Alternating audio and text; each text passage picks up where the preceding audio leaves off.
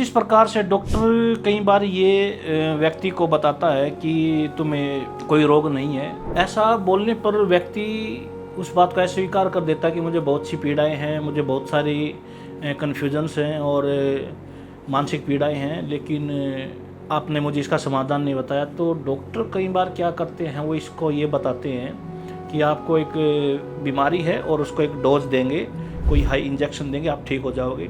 तो 2-3 दिन ग्लूकोज वगैरह लगा देते हैं, 1-2 दिन एडमिट कर सकता है। तो वो उसके बाद मरीज जो है वो अपने आप को कंफर्ट फील महसूस करता है। तो यही हमें अपने संसार में देखने को मिलता है कि कई बार हम मानसिक पीड़ाओं से गुजरते हैं, जबकि वह किसी प्रकार की भी कोई पीड़ा उलझन होती नहीं है।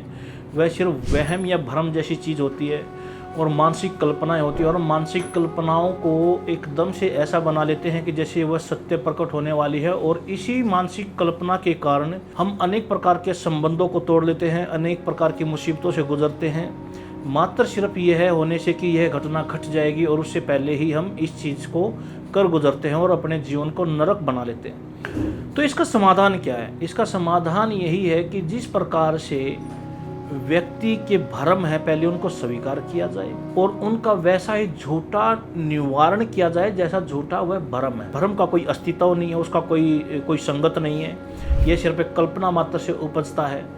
तो जो है ही नहीं उसका आप निदान भी कैसे कर सकते हैं? तो भ्रम का भ्रम से ही निदान होता है। तो गुरु कई बार क्या करते हैं कि कोई व्यक्ति आता है कि मेरा जीवन दुर्भाग्य में बदल गया है, मेरे साथ तो ऐसा हो रखा है, मेरे साथ तो वैसा हो रखा है। तो गुरु कई बार बता देते हैं कि आप गंगा स्नान कर लीजिए, आप जाके ये दीपक लगा लीजिए, आप वो कर लीजिए। उससे सिर्फ ये मानसिक बल मिलते हैं और कुछ छोटे मोटे प्रभाव या प्रयोग देखने को भी मिलते हैं, जिनके बाद ये चमत्कारिक रूप से काम करता है। तो कई बार कोई व्यक्ति ज्योतिषाचार्य भी बोल देता है कि अगर आपके जीवन में ये समस्या है तो आप उस मंदिर में जाके मनोकामना मांग लीजिए, आप उस तीर्थ पे जाके आप स्नान कर लीजिए। तो देखने में ये आता है कि अगर सच में ही ऐसे निवारण होना होता तो कितने ही लोग भारत में स्नान करते हैं और आज भी सब व्यक्ति इस क्रियाओं से गुजरते हैं, आज भी वह घरेलू हिंसाओं से गुजरते हैं, आज भी वह व्यापार के घाटों से गुजरते हैं। तो इसका कारण ये है कि ये मानसिकता को मजबूत करने की कुछ प्रयास और क्रियाएं थी, लेकिन अगर कोई व्यक्ति बुद्धि की परिशुद्धि तक ना आए तो उसके सब प्रयोग निष्फल जाएंगे। तो वह कभी भी उन चीज़ का लाभ नहीं ले सकता, क्योंकि जो धार्मिक स्थान है वह सिर्फ ऊर्जाओं को बढ़ाने के लिए, किसी पूर्ण तैयारियों को और ज़्यादा तीव्रता देने के लिए थे, ना कि वह मनोकामनाओं को पूर्ण करने के लिए। नमो नारायण।